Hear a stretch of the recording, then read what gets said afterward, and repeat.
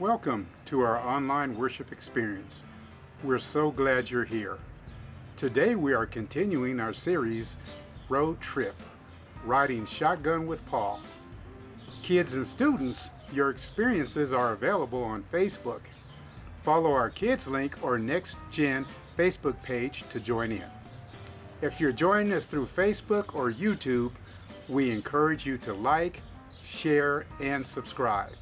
And if you need prayer or have any questions, click the link to fill out a connection card. Enjoy the service.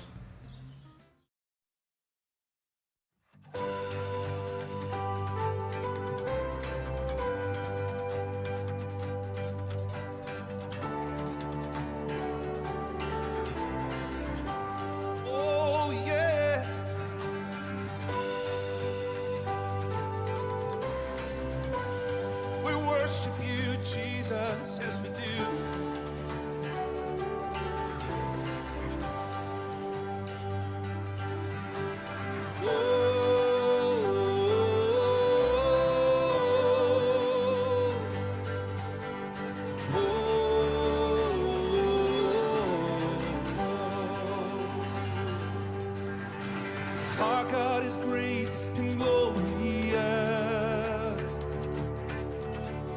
We put our trust in your name, Jesus. You're able to save and deliver us. We put our hope in your name, Jesus. Sing blessing, blessing and honor, glory and power unto our God forever and ever. All of the honor, all of the praise is yours forever.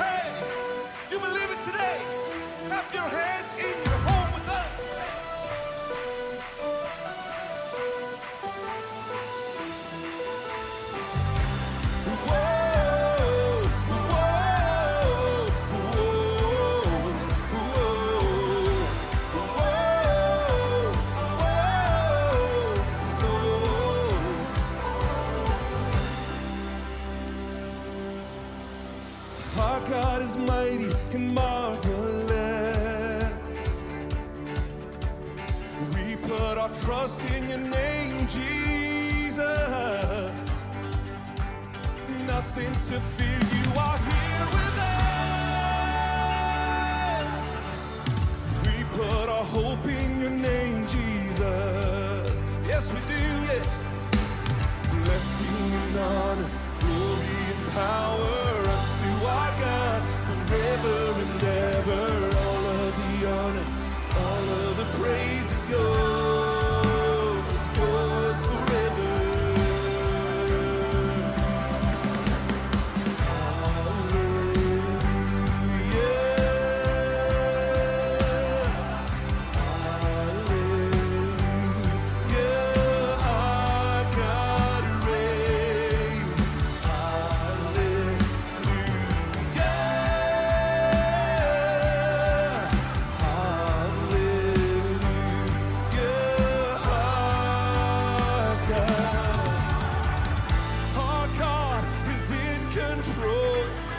Steadfast, unmovable, nothing's impossible, 'cause our God reigns.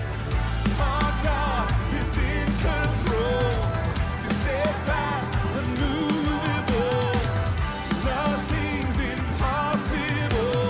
Our God reigns. Yes, you do.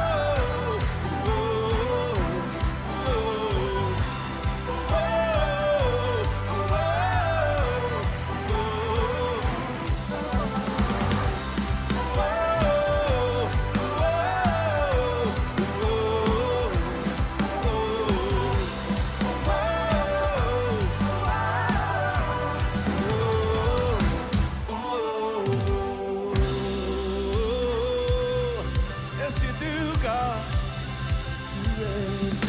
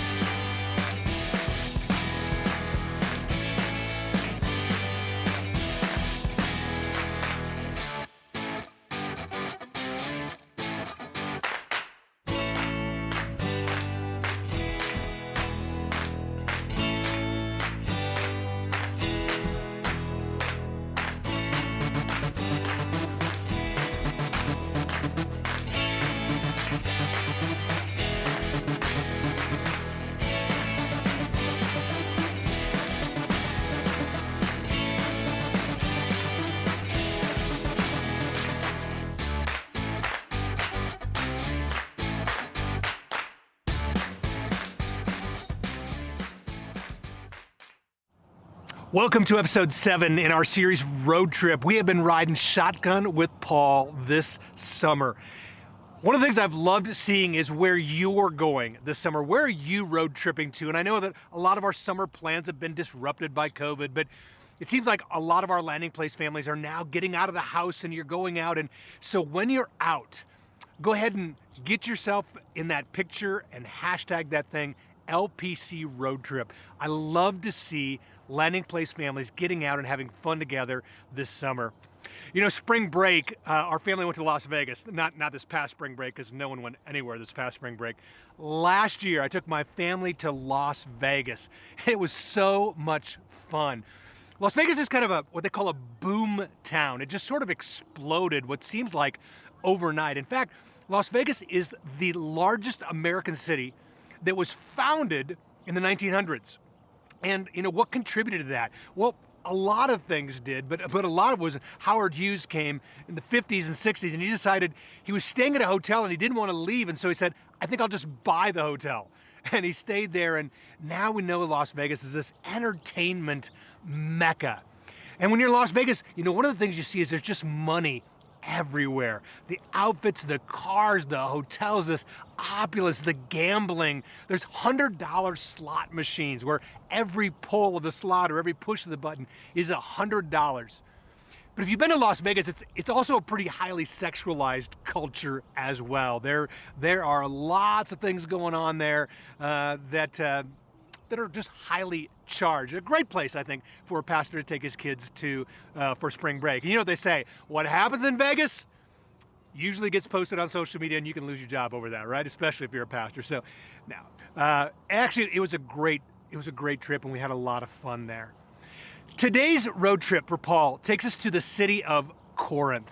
And Corinth was the modern day Las Vegas of the time. You see, Corinth was a boom town. What made it a boom town? Well, in 3 words, it would be location, location, location. Corinth happened to be located on this, what they call, I'm going to drop a geography word on you, a little isthmus, which is a tiny little strip of land that connected mainland Greece, where Athens was, to what they called the Peloponnese Peninsula, which is a piece of land that jutted out in the water. Corinth is only 4 miles wide, this little bitty strip, but it was right on the trade route between Athens and the entire Peloponnese Peninsula. So as a trade route, a lot of people came through and it became very affluent. But that wasn't the real reason it became a boom town. The real reason was it put a harbor on either side of this 4 miles. And what happened was, as people would bring ships from Athens going to Rome, they didn't like to sail all the way around the Peloponnese Peninsula because the waters were rough and storms crept up. And so the Corinthians were really smart. They go, hey, let's have them pull into one side.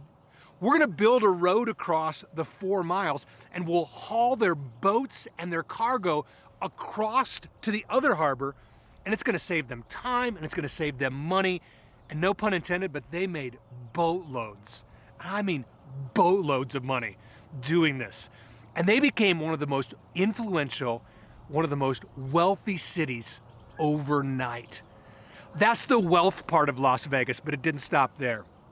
You see, on the highest hill in the city of Corinth stood the temple of Aphrodite.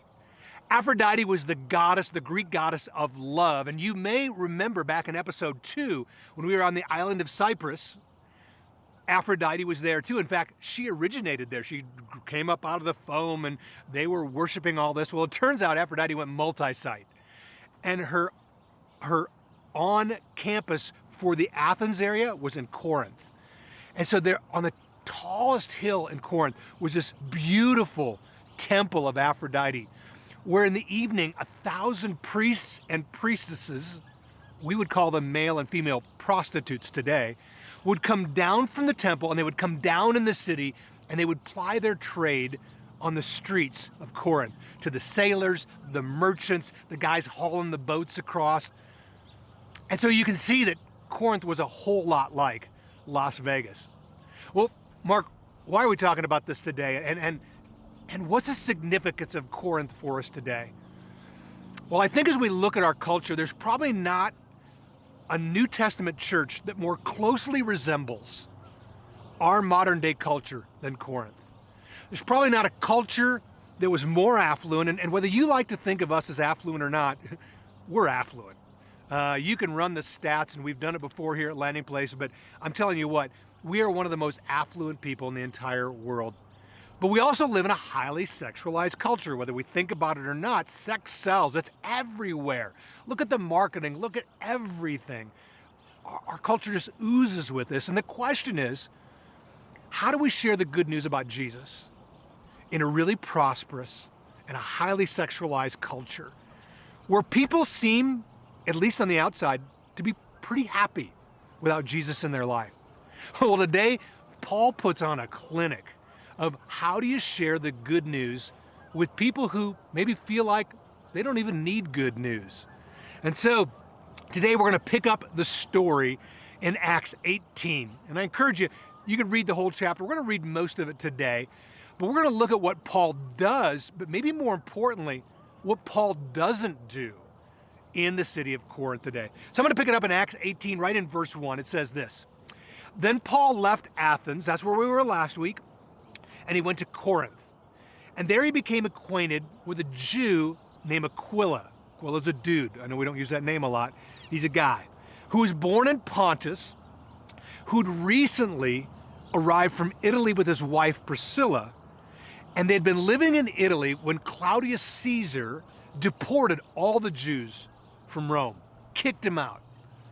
And Paul lived with them and he worked with them because they were tent makers, just like he was. Today we're going to learn 4 things that Paul says, hey, if you want to share Jesus in a highly prosperous, a highly sexualized culture, here's 4 things not to do. Sometimes it's more important to know what not to do than it is to know what to do. The first thing he says is this: don't go it alone. When you look at Paul throughout the entire book of Acts, what you're going to find is he almost never did ministry alone. Paul and Barnabas, Paul and Silas, Paul and Timothy, Paul and John Mark, Paul and Luke. Now we have Paul and Aquila and Priscilla. Paul grew up in the city of Tarsus, which was very close to where Priscilla and Aquila grew up. And people from that part of the world, they developed a trade that was really useful. They took the hides of goats, they called it goat felt, and they turned them into awnings or tents. Now, when we think of tents, we think of like a pup tent and camping, but their tents were like massive awnings that would protect people from the hot Mediterranean sun. And so Paul had this pretty unique gift, and it was a really needed gift. And so he would go down and they would go to the marketplace, which is, they call the agora in Greek, which is probably the best picture I have is if you took Mile High Flea Market and you took it down and put it on 16th Street Mall. That's kind of the agora, all right? It was the place where people came to shop. It was a place people came to hang out. So Paul's sitting around with Aquila and Priscilla, and they're making tents, and guess what? They're interacting with people, and they're sharing stories, and it would be very natural for somebody to come up to Paul and go, hey, where'd you learn to do this? Where'd you learn to do your tent making? I go, I grew up in Tarsus, and that's kind of where that part of the country does. But then my parents sent me to Jerusalem, and I was raised in the Jewish faith, and you know, there's this guy named Jesus came along who was a Jew, and you know, he claimed to have come back from the dead, and I was not about that at all. In fact, I was squashing that out everywhere I could. And then all of a sudden I had this encounter with him, and Paul would have this opportunity to share his story about Jesus with common everyday people who were working. But what we find is Paul just never ever did ministry alone. And I think there's a lesson in that for us. Paul also spent his week in the agora working, but he spent his Saturdays, or the Jewish Sabbath, he would still go to the synagogues, the churches that the Jews went to, and he would try to convince the Jewish people that Jesus was the Messiah that they'd been looking for, and they'd missed him. Did it work? For the most part, not really. Didn't have a lot of luck. There weren't a lot of Jews who go, oh, I get it now. So how did they respond? Let's read on. Acts 18:6. He's talking about now the Jews who were in the synagogue. When they opposed and insulted him, Paul shook the dust from his clothes, and he said, you know what? Your blood is on your own heads. I'm innocent. In other words, Paul goes, look, I came to you, I told the story, you rejected it. It's on you, man. From now on, I'm going to go preach to the Gentiles. From now on, I'm going to go preach to the non-Jewish people. The first thing we learn is don't ever do ministry alone. Don't do it alone. But number two is don't be discouraged by closed doors. You know, I can't tell you the number of people, as we talk about sharing our faith and sharing Jesus with people, can't tell you the number of people who go, you know, Mark, I tried that once. Man, I went out and I shared my story, or I shared something, and you know what? I got shot down. It did not work. I am like never, ever doing that again. And you know what? That's exactly what the enemy wants. What the enemy wants is for us to never, ever share about Jesus. And if he can just discourage us a little bit, if he can give us one bad experience, he believes that he can derail us forever. And you know what? Paul was so good at handling discouragement. Paul was okay with people saying, hey, thanks, but no thanks. I'm good. Paul never really got terribly discouraged. And one thing we learned from Paul is to get up, to kind of dust yourself off and move on. So where does he go? He's been preaching in the synagogue every Saturday. Where does he go from here? Well, let's pick it up in verse 7. So he left the synagogue and he went to the home of Titius Justus, who happens to be a Gentile who worshiped God. And where did he live? He lived right next door to the temple, right next door to the synagogue. But get this, was Paul's speaking to the Jews completely fruitless? Actually not. There's a dude named Crispus who happened to be the leader of the synagogue, and everybody in his household believed. And when Paul left the synagogue, they left the synagogue with him. So it wasn't completely fruitless. And then it goes on to say that many in Corinth also heard Paul, and they became believers, and they were baptized. So first thing Paul says is, hey, don't go it alone. Second thing he says is, don't be discouraged by closed doors. But the third thing he says is, don't miss the open doors. When God closes one door, he almost always opens another, which is exactly what happened, except this door happened to be next door to the synagogue. Now, I believe that God has open doors for all of us. I believe there are people that you know and that I know who are close to us, but really far from God. In fact, I believe God has strategically positioned each one of us in somebody's life who needs to hear good news right now. And we're the person that God has sort of appointed, if you will, challenged to share with them. And the question is, will we step into that open door or will we not? And my encouragement throughout this whole series is really to be like Paul. Don't be afraid to step into the open door and don't miss that, because there are people who are chasing after a lot of things in our culture right now. There are people who are chasing after wealth in our culture like they were in Corinth, like they do in Vegas. And one of the things we find about people who chase after wealth, money is an insatiable God. We're never satisfied. We never have enough. And no matter how wealthy people get, there's this part of them that's looking for something more. And Jesus is that one thing in life that really satisfies. It's the only God who satisfies. And we have an opportunity, even in our culture, that may not seem to have any interest in Jesus. We have an opportunity to share something that's of incredible value. Don't miss the open door.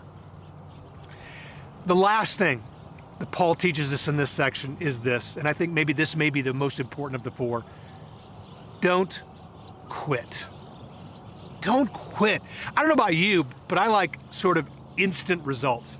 I like instant gratification. I want to share Jesus with somebody and them to go, yes, that's exactly what I've been looking for. They pray the prayer, the heavens open up, doves come down, fireworks go off. That's kind of how they play out in my head. But it really works that way in reality. It usually didn't work that way at all. Paul struggled in every city he was in. I don't think Paul ever walked away from a city going, you know what? I think I killed it there. Like, people get like, wow, that was an amazing experience. Usually he got run out of town. Oftentimes he was beaten. Sometimes he was jailed. Rarely did Paul ever walk away from a situation going, got that one. I don't know about you, I would have quit after like the second or third town of this not going well if I was Paul. I'd have gone like, you know what, I'm the wrong guy. Apparently I'm not doing this right. Apparently I'm not good at this. I'm out. And I have to think that city after city after city on these road stops, Paul just said, you know what, I don't think I'm the guy. You know what, now I am kind of discouraged. And it's about that time when Jesus shows up. The next verse says this, Acts 18, 9 and 10. One night, the Lord spoke to Paul in a vision, and he told him this: don't be afraid. Speak out. Don't be silent, for I am with you, and no one will attack and harm you. For many people in this city belong to me. I think we can do a whole series off these two verses, quite honestly. But Jesus gives Paul 5 reasons not to quit. And I think he's going to give us 5 reasons to you and I not to quit. Never quit sharing the good news. First thing he says is this: don't quit because you're afraid. Why don't we share our faith more? Why don't we share good news with people? The truth is, for a lot of us, it's fear. Fear people are going to think we're weird. Fear that we're going to be that person. Fear that they're going to say no. Fear that we're going to fail. All kinds of fears keep us, and the enemy loves fear. And Jesus tells Paul, and he tells you and I, look, don't quit because you're afraid. The second thing he says is, don't you quit by staying silent. He says, you got the best news. You have the good news people need to hear. But if you stay silent, guess what? You quit. You quit before you started. Jesus says, don't quit by staying silent. The third thing he says is, hey, don't quit. You know why, Paul? Because I'm with you. I want you to go back to the Great Commission, where Jesus actually turned the mission of telling good news over to people. Hey, go into all the world. Preach the good news everywhere. Baptize people in the name of the Father, the Son, the Holy Spirit. Teach them to obey all the commandments. What's the next line? For I am with you, even to the end of the age. Jesus said, don't you dare quit, because I'm with you. The next one is interesting. Paul, don't quit, because I'm going to protect you. I don't know about you, Paul seems anything but protected. It seems to me like you read through his resume and shipwreck, we're going to talk about in a couple of weeks, and the worst cruise ever. He's beaten, he's stoned, he's jailed. You name it, Paul faced it. What Jesus is saying is here, Paul, I'm going to preserve your life until your mission is complete. When you go to Rome and you get to sit in front of the emperor and you get to share the good news at the highest level in the Roman Empire, that's when your mission's done. And until it's done, I got your back. I'm going to protect you. You're not going to get harmed. And the last one is this: don't quit, Paul, because the results are amazing. Here's where Jesus sees outside of space and time, and he goes, look, Paul, I've got people in Corinth who are not following me yet, but they're going to follow me because you're going to go tell them the good news. And although you can't see it now, I get to see the future. And I'm telling you, it's great. Paul, 2,000 years from now, people are going to be talking about you. 2,000 years from now, people are going to be coming to become followers of Jesus because of your obedience. So Jesus gives Paul this huge pep talk. How does Paul respond? Paul stayed there for the next 1.5 years, teaching the word of God. And Corinth, the city that oozed money and sexuality and everything just pagan and everything not of Jesus, becomes one of the most influential, becomes one of the premier churches in the entire Roman Empire of that time. You see, it turned out Jesus was right. Imagine that. God changed the world through one guy who knew better than to go it alone. He changed the world through one guy who just didn't seem to be discouraged by closed doors, who was able to walk through open doors, and who just absolutely, positively refused to quit. So what does it mean for us today? How can we be more like Paul? Well, our world, let's be honest, is a mess right now. I don't think in all the time that I've been alive, I've ever seen our world as messed up as it is today. There's so much going on between COVID and racial tensions and politics. And I mean, there are people today who need good news more than ever. And what I've found is people are most receptive to the good news of Jesus when the world around them is absolutely falling apart. And here's the great thing. We have good news. We have what people are looking for. We have the truth. And if there's something that people are looking for right now, it's something to hang on to with all the fake news, with all the stuff coming out, when we don't know who to believe. Jesus is trustworthy, and God's word is truth. The question will be, are we going to be the ones who will share the good news with those who need to hear it the most? My prayer for Landing Place Church, for you and for me, is that we will be.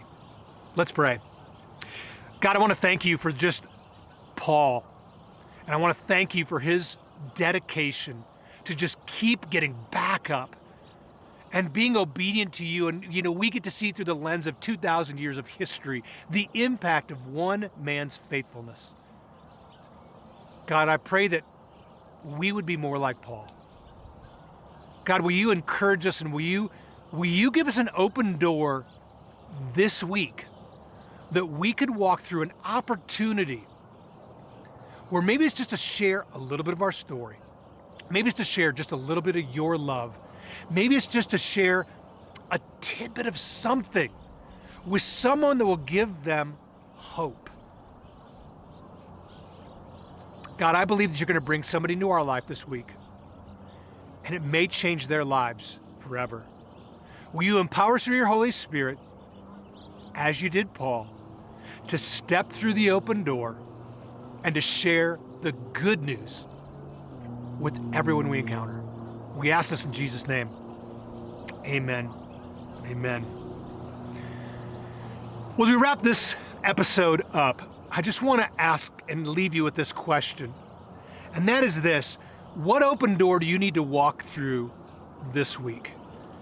And you may not know what that door is yet, but I'm going to ask you to go into this week expectantly. I want you to go into this week open to the possibility that God could bring somebody across your path that needs a little bit of good news. And as we look for that and we pray for that, I believe we're going to have an opportunity to share the good news. Have a great week, and we look forward to seeing you again. Thanks for sharing this message, Mark, and thank you for joining us. If you are new to faith and want to know what's next for you as a Jesus follower, or if you want prayer, click our link for the connection card. If you wish to live generously, you can give online by clicking the generosity link provided. Thank you for partnering with us to invest in what God cares about the most: people. In response to today's message, we would love for you to process this question. What open door do you need to walk through this week? Let's continue this discussion with the online host or someone you know. Have a great day.